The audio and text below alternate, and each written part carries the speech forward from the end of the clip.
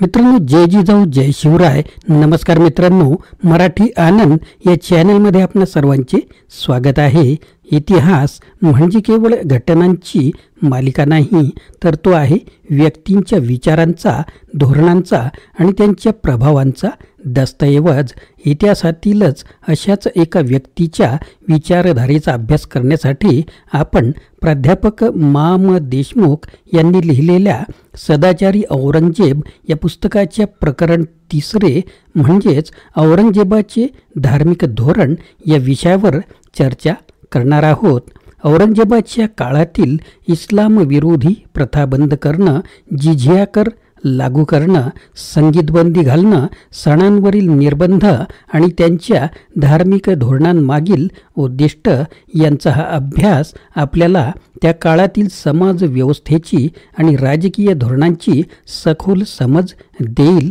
चला तर मग इतिहासाच्या पानातून प्रवास करत औरंगजेबाच्या धार्मिक धोरणाचा सत्य आणि दृष्टिकोनातून शोध घेऊया. शेवटपर्यंत या प्रवासात सहभागी राहा, कारण या चर्चेमध्ये आपण अनेक महत्त्वाचे मुद्दे, संदर्भ आणि संशोधन समजून घेणार आहोत. मित्रांनो, आपण जर चॅनलवर नवीन असाल तर चॅनलला सबस्क्राईब करायला विसरू नका. सुरुवात करूया सदाचारी औरंगजेब ह्या पुस्तकातील मा. देशमुख यांचे विचार जसेच्या तसे. पृष्ठ क्रमांक 38 वर मा. देशमुख काय म्हणतात ते पहा. औरंगजेबाचे धार्मिक धोरण: इस्लाम विरोधी प्रथा बंद, पवित्र कुराण संमत जिझिया, जकात, खिराज व ख्रम्स हे 4 कर ठेवून बाकीचे सर्व कर, सुमारे 80 कर रद्द केले. झरोका दर्शन: राज्यप्राप्तीच्या 11व्या वर्षी झरोका दर्शन म्हणजे सम्राटाने आठवड्यातून प्रजेला दर्शन देण्याची प्रथा बंद केली. संगीत बंदी: संगीतास बंदी केली. औरंगजेबाच्या या धार्मिक कृत्याला उपरोधिक रीतीने निषेध करण्यासाठी संगीतप्रेमी लोकांनी संगीताची प्रेतयात्रा काढली. ती बघून किंचितही अनुकंपा न दाखविता उलट त्यांना औरंगजेब म्हणतो, या संगीत कलेला चांगली खोलगाडा, नाहीतर ती पुन्हा डोके वर काढेल. कलमा: कारकिर्दीच्या 12व्या वर्षी कलमा म्हणजे इस्लाम धर्माची शपथ असलेली नाणी रद्द केली. तुलादान प्रथा बंद: दरवर्षी रत्नसुवर्णांची तुला म्हणजेच वजन करून दान करण्याची तुलादान प्रथा बंद केली. नवरोज प्रथा बंद: पर्शियनांपासून स्वीकारलेली नवरोज प्रथा नववर्ष दिन समारंभ रहित केली. सलाम अलेकुम: नमस्ते ऐवजी सलाम अलेकुम असे अभिवादन सुरू केले. ज्योतिषी बडतर्फ केले. मादक पदार्थ बंदी: दारू, भांग वगैरे मादक पदार्थांना बंदी केली. त्यानंतर वेश्याव्यवसाय बंदी: कोणी निंदा, कोणी वंदा, आपला स्वहिताचा धंदा करणाऱ्या वेश्या, वारांगना आणि नृत्यांगना यांना बंदी केली. अश्लीलता बंदी: शान शौकीनपणा आणि अश्लीलपणा बंद पाडण्यासाठी उपाययोजना केली. अश्लील गाणी म्हणण्यास कायद्याने बंदी होती. जुगार बंदी: जुगार बंद केला. सती प्रथा बंदी: सती प्रथा बंद केली. सणात भडकपणा नको: दसरा, दिवाळी, मोहरम, होळी वगैरे इस्लाम विरोधी सण धूमधडाक्याने सार्वजनिकरित्या साजरे करण्यास बंदी होती. टेंभा बंदी: टेंभ्याची मिरवणूक काढणे बंद केले. टिळा बंदी: कपाळावर टिळा लावणे बंद केले. मोहता साहेब: ह्या सर्व आदेशांचे काटेकोर पालन करून घेण्यासाठी आणि साम्राज्यातील मुसलमान कुराणाप्रमाणे धर्मोपासना करतात किंवा नाही यावर देखरेख ठेवण्यासाठी औरंगजेबाने मोहता साहेब नावाचे धर्माधिकारी नेमले. या सर्व कारणांमुळे औरंगजेब कडव्या सुन्नी मुसलमानात अत्यंत प्रिय होऊन त्यास ते जिंदा पीर म्हणू लागले. नंतरचा मुद्दा आहे औरंगजेबाचे मंदिरांना जहागिरी व अनुदान. मी म्हणजेच प्राध्यापक B.N. पांड अलाहाबाद म्युनिसिपालिटीचा अध्यक्ष असताना सोमेश्वर महादेव मंदिराच्या मालमत्तेबद्दलचा वाद निर्माण झाला. तेव्हा औरंगजेबाने मंदिराच्या पूजेसाठी जहागीर व देणगी दिल्याचे एका हक्कादाराने सांगितले.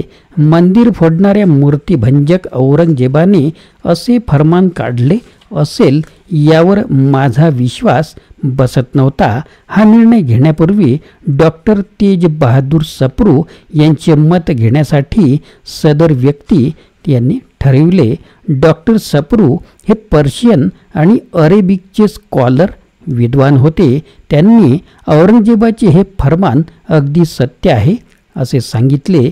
जंगमवाडी वाराणसी येथील शिवमंदिराचे प्रकरणसुद्धा यासारखेच होते. या शिवमंदिरालाही औरंगजेबाने अनुदान दिल्याचे फरमान होते.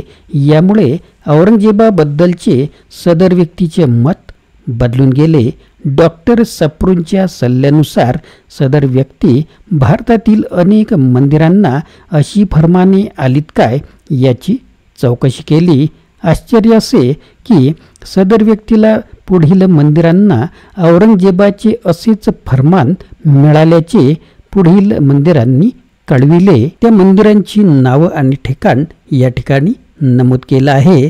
महाकालेश्वर मंदिर उज्जैन, बालाजी मंदिर चित्रकूट, उमानंद मंदिर गुवाहाटी, जैन मंदिर शारंजाई आणि उत्तर भारतात असलेले बरीच मंदिरे आणि गुरुद्वार यांना औरंगजेबाने जहागिरी आणि देणग्या दिल्या.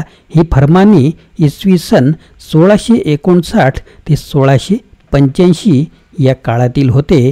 मंदिरांना उदार देणग्या दिल्याचे हे फक्त काही उदाहरणे आहेत.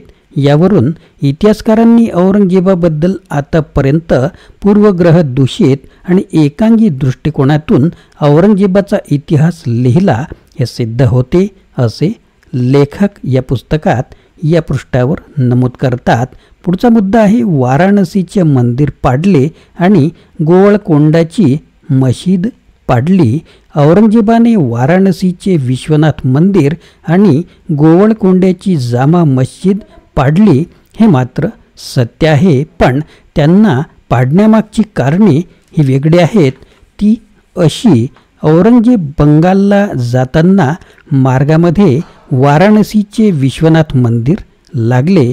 तेव्हा औरंगजेबाच्या लवाजम्यातील हिंदू राजांनी विनंती केली की एक दिवस वाराणसीजवळ मुक्काम करावा. मुक्काम केल्यास आमच्या राण्या वाराणसीला जाऊ शकतात, गंगास्नान घेऊ शकतात आणि विश्वनाथाचे दर्शन घेऊन येऊ शकतात. औरंगजेबाने त्यांची विनंती तत्काळ मान्य केली. छावणी ते वाराणसी या 5 मैल मार्गावर पहारे बसविले आणि राण्यांना पालखीत बसवून दर्शनासाठी पाठविले. त्यांनी गंगास्नान केल्यावर विश्वनाथाचे दर्शन घेण्यासाठी गेल्या आणि एक सोडून सर्व राण्या परत आल्या. कच्छची महाराणी मात्र परत आली नाही. तिची शोधाशोध सुरू झाली. कुठेही महाराणी मिळाली नाही. ही गोष्ट औरंगजेबाला कळली. तो संतापला. त्याने आपले उच्च अधिकारी राणीच्या शोधासाठी पाठविले. पुढे काय झाले पहा. शेवटी गणपतीची मूर्ती आहे असा आभास होणारा एक दरवाजा भिंतीत लावलेला दिसला. जेव्हा गणपतीचा पुतळा सरकविला तेव्हा तळघरात जाणाऱ्या पायऱ्या औरंगजेबाच्या अधिकाऱ्यांना दिसल्या. तिथे त्यांना हरवलेली अत्याचारित राणी रडत बसलेली दिसली. हे तळघर विश्वनाथाच्या मूर्तीखाली होते. औरंगजेबाच्या लवाजम्यातील हिंदू राजे संतप्त झाले. त्यांनी औरंगजेबाकडे न्यायाची मागणी केली. प्रकरण संतापजनक आणि भयंकर असलेले पाहून औरंगजेबाला वाटले दृष्ट कृत्यामुळे मंदिर अपवित्र झाले. लॉर्ड विश्वनाथ दुसरीकडे नेऊन मंदिर पाडण्याचे आणि महंतांना अटक करून शिक्षा देण्याचे औरंगजेबाने आदेश दिले अशी इथे नोंद आहे. पुढचा मुद्दा आहे जामा मशीद पाडल्याचा. गोवळकोंड्याचा शासक म्हणून महसूल गोळा करीत होता, पण दिल्लीला पाठवित नव्हता. असे त्याने कोट्यावधी रुपये जमविले आणि खजिना गाडून ठेवला. त्यावर जामा मस्जिद उभारली. जेव्हा हे औरंगजेबाला कळले तेव्हा त्याने जामा मशीद पाडली आणि खजिना जप्त केला. औरंगजेबाने हा पैसा लोककल्याणासाठी खर्च केला. यावरून सिद्ध होते की औरंगजेब कृती करताना मुसलमानी तर असा भेद करीत नव्हता, असे विचार लेखक पृष्ठ क्रमांक 42 नोंद घेतात. त्यानंतरचा मुद्दा आहे छत्रपती शिवाजी महाराजांचे निधर्मी धोरण. अनेक मुस्लिम इतिहासकारांनी शिवाजी महाराजांच्या निधर्मी धोरणाचे कौतुक केलेले आहे. शिवरायांच्या जीवनाविषयी लिहिताना खाफेखान म्हणतो, शिवरायांचे मुस्लिमांबद्दलचे धोरण कौतुकास्पद होते. पवित्र कुराण हाती आल्यास ते एखाद्या मुस्लिम अनुयायाला देत असत. बशीरुद्दीन अहमद हे इतिहासकार अगदी तसेच मत प्रदर्शित करतात.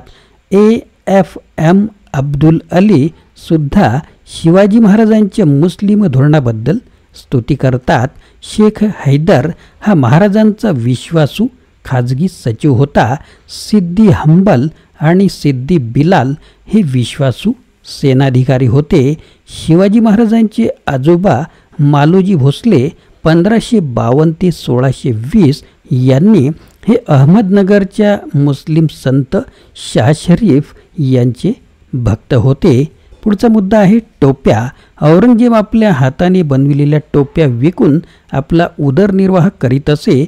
जनतेचा पैसा स्वतःसाठी खर्च करीत नसे. पुढील मुद्दा आहे औरंगजेबाची कबर. औरंगजेबाने आपली कबर अत्यंत साधी असावी असा आदेश मृत्यूपूर्वी काढून ठेवला होता. इंग्रज व्हाईसरॉय लॉर्ड कर्झन 1899 ते 1905 याने कबरीस संगमरवर बसून तिचा सन्मान केला. एखाद्या सम्राटाची एवढी साधी कबर ही एकमेव ठरावी. सहकार्य. छत्रपती शिवाजी महाराज आणि औरंगजेब यांच्यात झालेला पुरंदरचा तह 15 जून 1665 याची साक्ष पटवितो. छत्रपती शिवाजी महाराज आणि मोगल सैन्याने विजापूरवर हल्ला चढविला. त्यानंतर औरंगजेबाने शाह आलम मुअज्जम यास चौथ्यांदा दख्खनचा सुभेदार नेमले.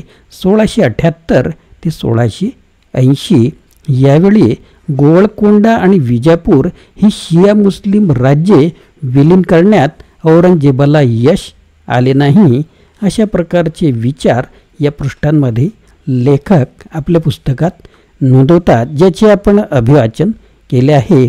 ज्याही कुणाला व्हिडिओ ऐकणाऱ्या व्यक्तीला या विचारांबद्दल काही दुमत असेल, काही चर्चा करायची असेल, ते सदर लेखकांना संपर्क करू शकता. व्हिडिओच्या सुरुवातीला मी या पुस्तकाचे मुखपृष्ठ, त्यातील अनुक्रमणिका आणि लेखकांचे नाव, मोबाईल नंबर, पत्ता सर्व माहिती दिलेली आहे.